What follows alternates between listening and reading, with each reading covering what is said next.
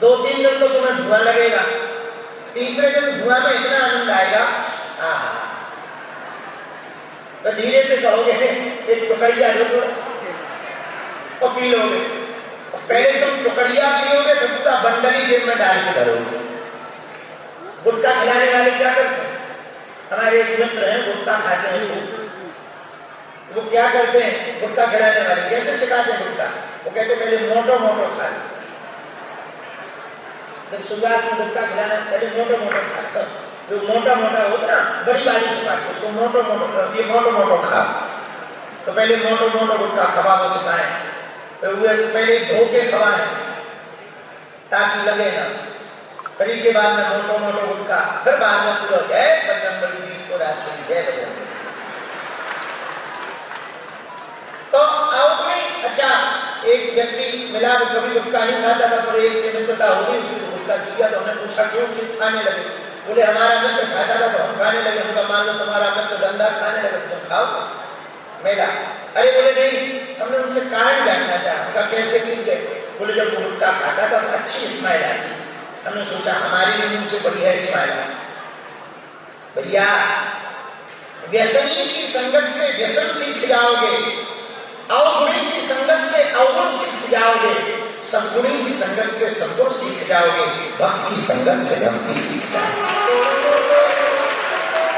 हमने एक बात कथा सुनाई थी, हमको याद आ गई परसों की बात। एक लकड़ी गई थी महाराज जी रास्ते में, लकड़ी गई हुई थी।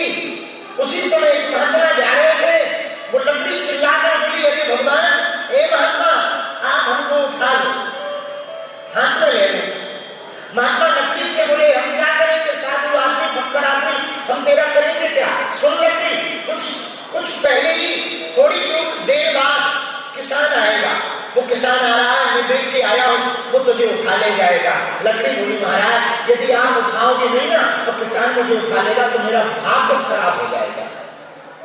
लकड़ी ने कहा मेरा भाग्य खराब हो जाएगा, मेरी जिंदगी बर्बाद हो जाएगी। महात्मा ने कहा लकड़ी किसान के उठाने से तेरा भाग्य कैसे खराब होगा और मेरे उठाने से तेरा भाग्य कैसे जगेगा, जरा मुझे समझा तो पहले।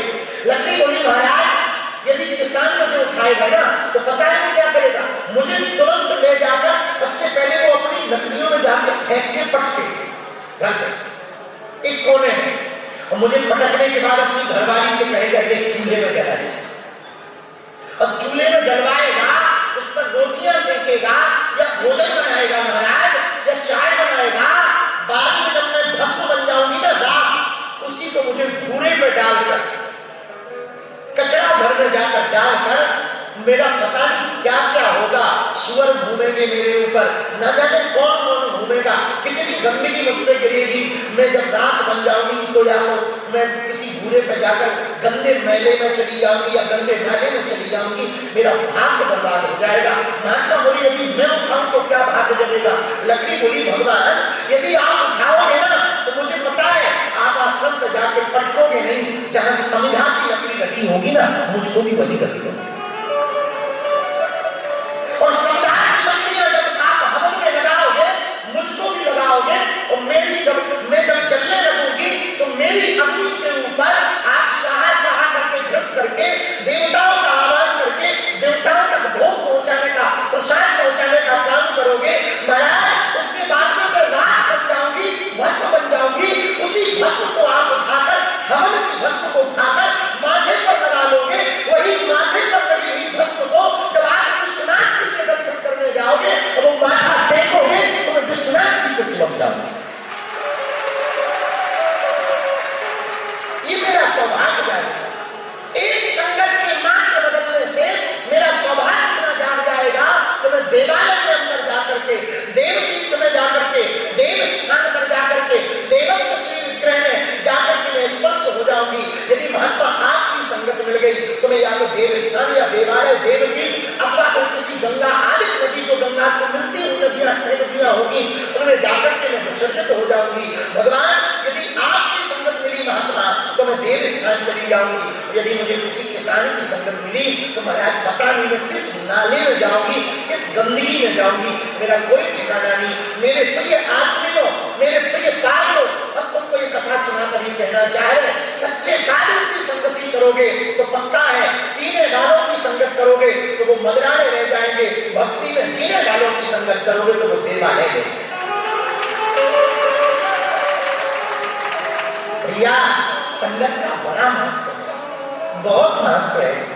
ये महत्वपूर्ण है कि आप संगत किसी की करते हैं। एक बार एक विदेशी दार्शनिक है डायोजनीस, यूनान में बहुत दार्शनिक हुए, अरस्तु, प्लेटो, सुकरात, वहां पर एक दार्शनिक हुआ डायोजनीस। जब उसको पढ़ रहे थे उसने बहुत अद्भुत बात लिखी, हमको तो दिल छू गई। वो लिख रहा है